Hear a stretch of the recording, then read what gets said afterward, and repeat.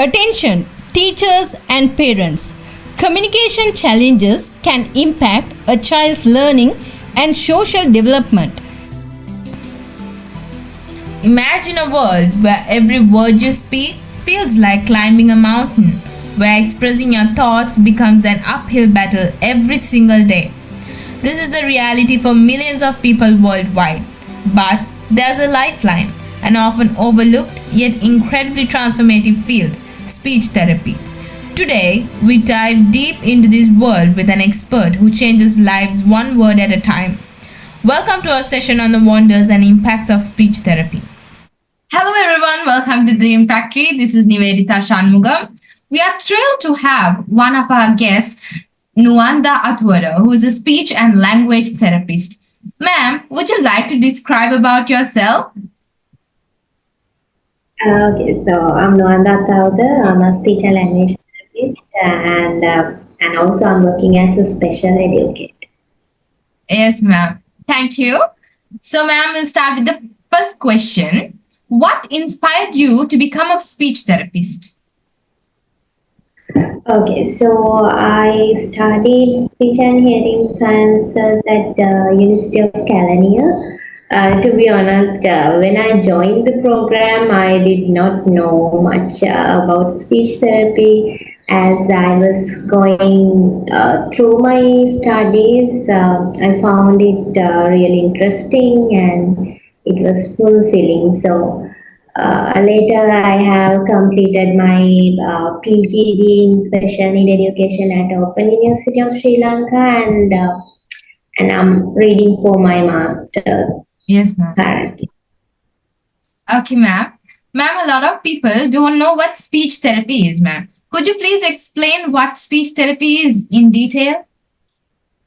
Okay, so speech and language therapy is a field where we help people improve their communication skills. This can include anything from how they make sounds, form words to their rhythm of their speech, and even how they swallow. And also we work with people of all ages, from little ones who are just learning to talk, to adults who might have had an injury or condition like stroke that affects their speech. Yes, ma'am. So, ma'am, for what are some common misconceptions? Like there are lots of myths about speech therapy is not based on this. Yes, What are the common yes, yes. So there are a lot, and one is a lot of people think that speech therapy is slow and boring.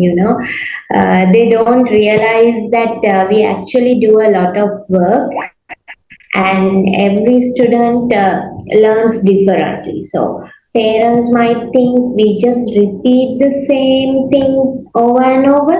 Yes. So, but that's how we make sure the student is ready for the next step. And some other thing is parent expect speech therapist to magically fix everything.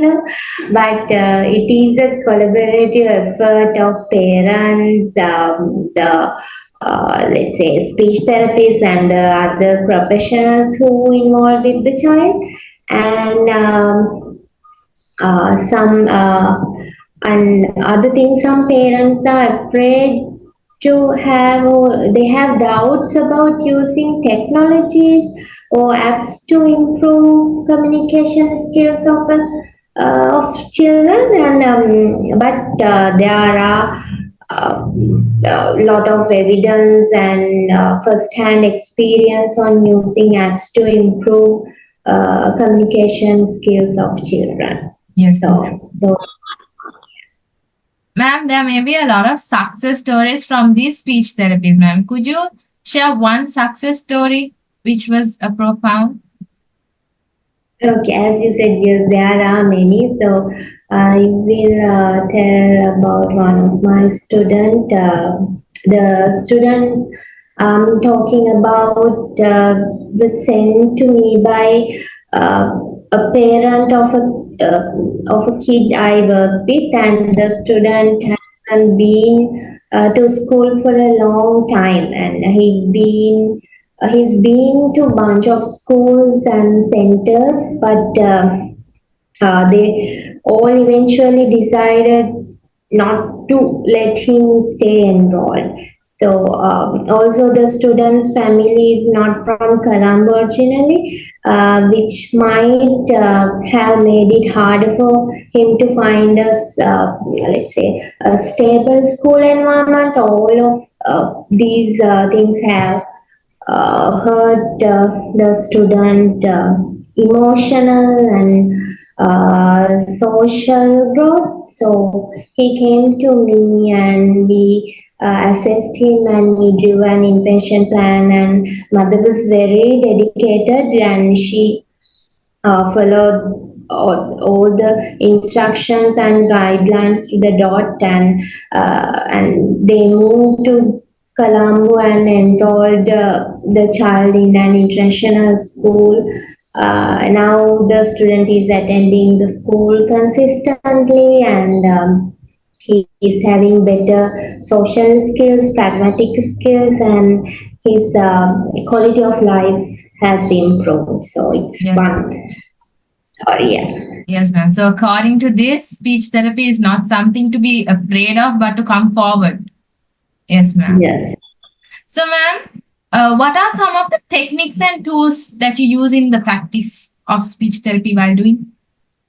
Okay, there is a wide range of techniques used in speech and language therapy depending on the difficulty or the disorder of the client. Okay, let's say let's if we talk about techniques, we use early interventions, articulation therapy, voice therapy, activities to improve learning skills, activities to improve social skills. Likewise, we have a wide range of techniques. Okay, and if we discuss about tools, there are mainly two types: low tech and high tech. In high tech, we use apps, softwares, and speech generating devices, but it's not commonly used in Sri Lanka at the moment, and voice recorders, interactive whiteboards, like that. And if we speak about low tech devices, we have flashcards, picture cards. Books, toys, likewise. So we are using. So, ma'am, these are the innovative methods and technologies used in speech therapy sessions. Okay, ma'am, the next question.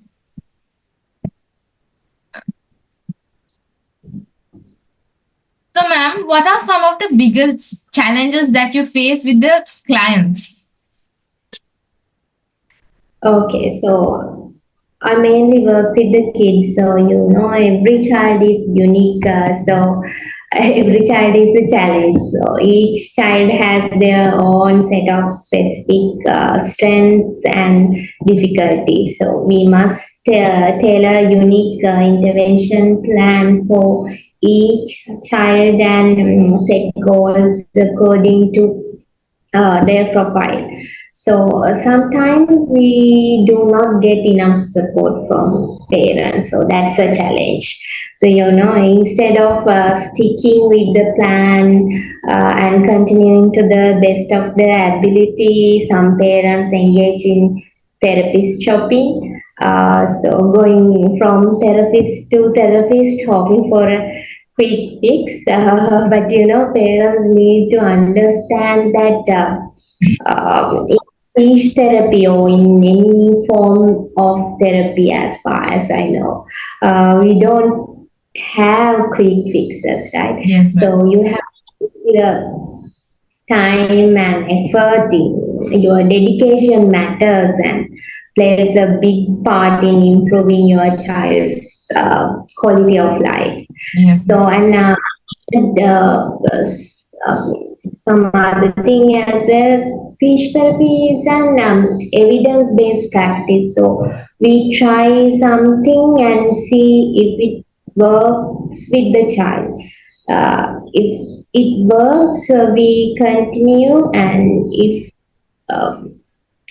not, we change it a little and see how the child responds. Yes. It is trial and error. Everything does not work with everybody, so it involves a lot of experimentations. So, ma'am, the other major thing is about identifying who has speech problems and who doesn't. So, ma'am, how do you identify that this person has communicative issues? Speech problems can be identified at various stages in life, actually. So, let's say early childhood, school age, and adolescence and adulthood, and likewise. So, let's say in 5 to 6 months, the children are normally babbling, those sounds they make, and 1 year of age they use one word level utterance, and 2 year old child can produce 2 word level sentences. Likewise, there are milestones. So let's say so if you see any delays or deviations from typical speech and language development milestone, so then you have to go for help. And also, if by a professional evaluation, if you find out that the child has a speech and language problem or communication difficulty, then you have to go for help, yeah, to get help. Yes, ma'am. Thank you so much for those informative information that is providing world a good side. So, ma'am, could you give some of the examples, some examples for these phonological errors that are commonly made? Yes, so there are many phonological errors, so I'm not going to use clinical terms of that. So you know that some children use some sound substitute or just replace with some other sounds. For l, they say her, so it can be initial position, medial position, or at the end. So for these, we call phonological errors.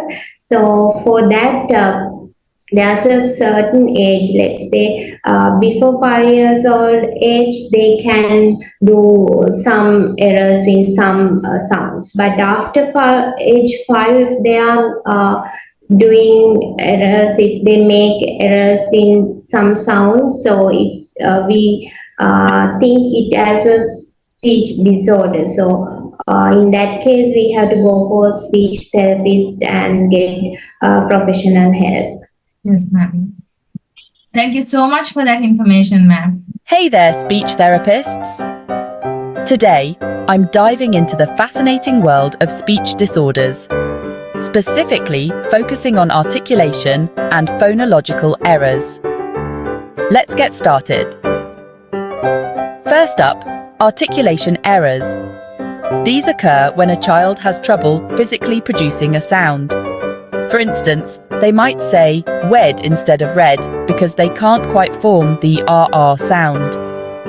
Common articulation errors include substitutions, like saying thun for sun, omissions, such as saying CA instead of cat, and distortions, where a sound is produced in an unfamiliar way.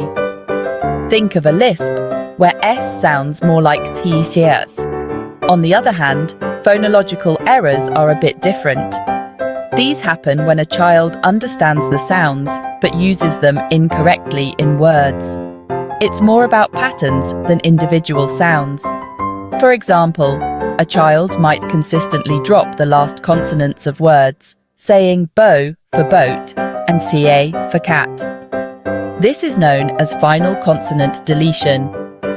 Another example is fronting, where sounds that are usually produced at the back of the mouth, like ika and ji cha, are replaced with front sounds, like t and d.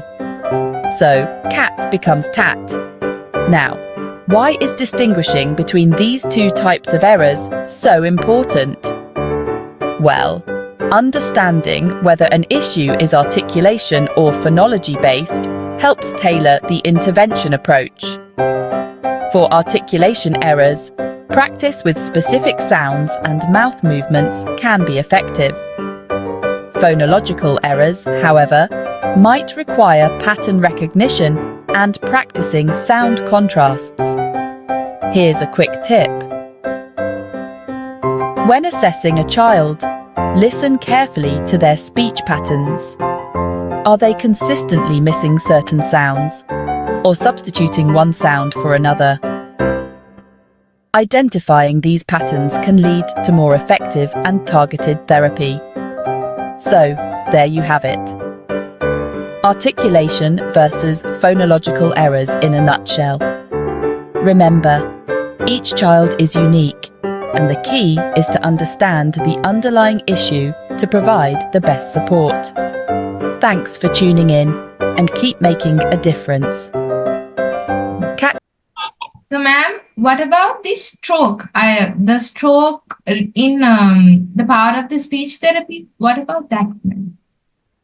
So it's mainly strokes with adult patients. We see in so you can for adults with strokes, we may they have let's say aphasia, dysarthria, dyspraxia kind of conditions. So for that we can provide speech therapy. So let's say they can visit the hospital. Most general hospitals in Sri Lanka have speech and language therapy unit. You can visit. If not, they can consult external speech therapist. So let's say if they are not very if they are hesitant to visit a hospital or any clinical setting, there are speech therapists who do home visits, so they can get help from them. Yes, ma'am. So, ma'am, the last question. What are the advices you would give to someone facing these communicative difficulties? Okay, so if you or someone you know is facing communication difficulties, don't hesitate to seek help.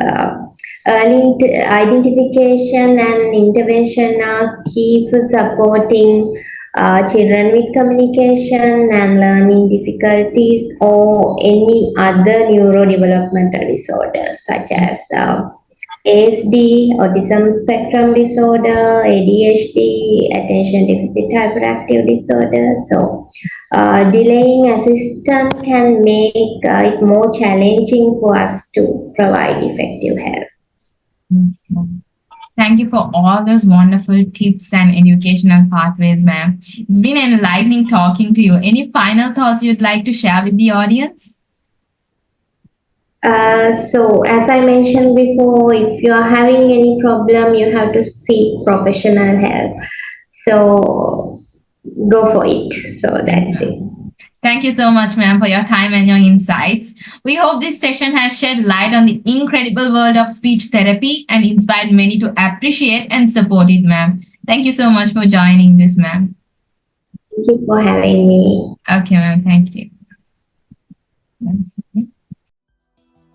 Please comment, like, share, and subscribe. Thank you.